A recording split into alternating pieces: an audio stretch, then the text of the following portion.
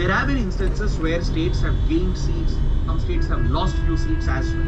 In fact, the writer goes into those details, which I don't think is relevant to the exam. But the writer does provide data to point out which states gained more seats, which states lost a few seats.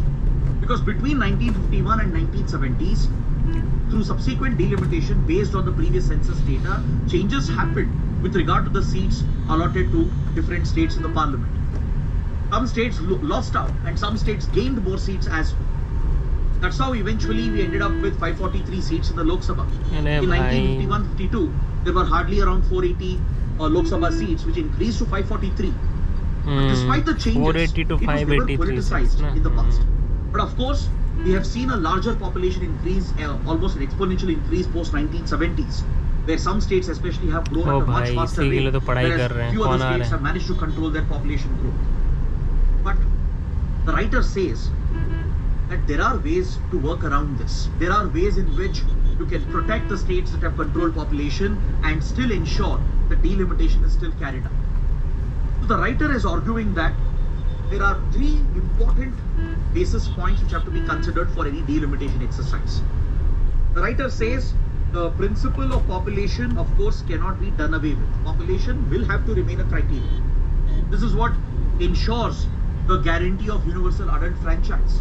When population is used, it's a simple criteria to draw up the electoral boundaries and ensure the principle of one vote, one value. But please understand that in the past and even currently, there are constituencies with differing population size, with differing number of electors. That does not diminish the representation of that constituency. That does not diminish the value of that MP or MLA who's representing that set of voters in the Lok Sabha or in the Assembly. That is the key point that the writer is trying to make. Few states might lose out on some seats, few states might gain some seats, but this eventually will not affect the representation for the voters. Because the writer is pointing out that in the past as well, during delimitation exercises, some states have lost few seats, some states have gained seats. That is how it works when population is used as a criteria, as population is the right criteria to be used.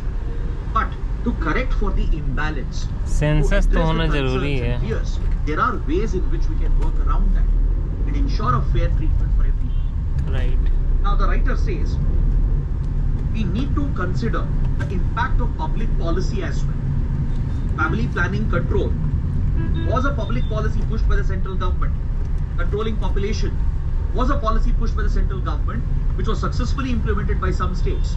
So you can't penalize them just because they succeeded in implementing the program and they ensured that they achieved the goals of population control. And you can't end up awarding those states in an unfair manner which failed at population control. This criteria has to be kept in mind while using population as a principle for delimitation. Along with that, we need to